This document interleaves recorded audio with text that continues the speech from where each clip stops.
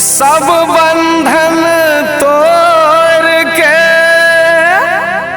मगही से बंधन बांध लेवई। बाराती में पहुँचल मेहमान संगे मगही गीत में झूम लेवई।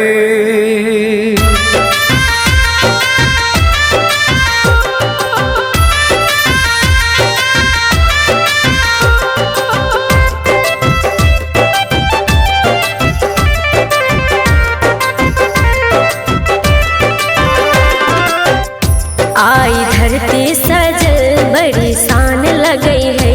आई धरती सजल बड़ी शान लगई है। बराती में बुढ़बो जवान लगई है। बराती में बुढ़बो जवान लगई है।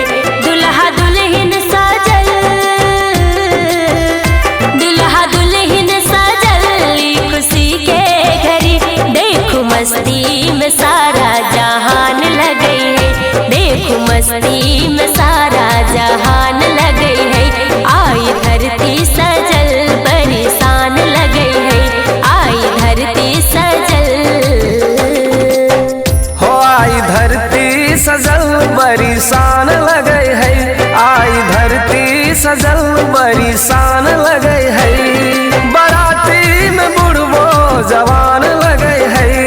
बराती में बुढ़बो जवान लगई है। दुल्हा दुल्हन सजल, दुल्हा दुल्हन सजल ई खुशी के घड़ी। देखो मस्ती में सारा जहान लगई है। देखो मस्ती में सारा जहान लगई है। आई धरती सजल बड़ी शान लगई है। आई धरती सजल।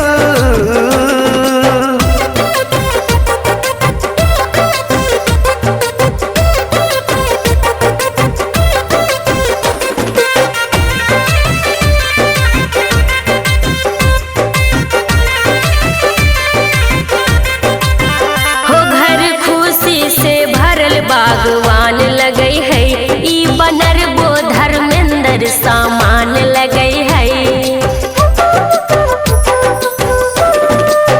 हो घर खुशी से भरल बागवान लगई है। ई बनर बो धर्मेंद्र सामान लगई है। आई रातों में उतरल, आई रातों में उतरल चांद लगई है। सब बरतिया मेहमान लगई है। सब बरतिया हमर मेहमान लगई है। आई धरती सजल बड़ी शान लगई है। आई धरती सजल।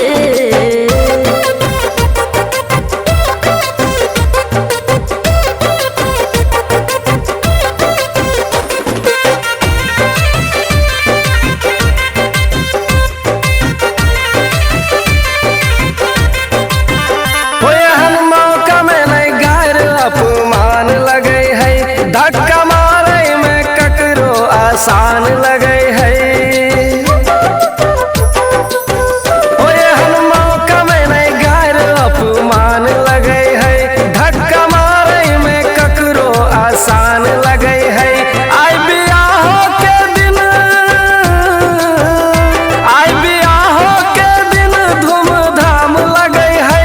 दू दिल के मिलन एक जान लगई है। दू दिल के मिलन एक जान लगई है। आई धरती सजल बड़ी शान लगई है। आई धरती सजल।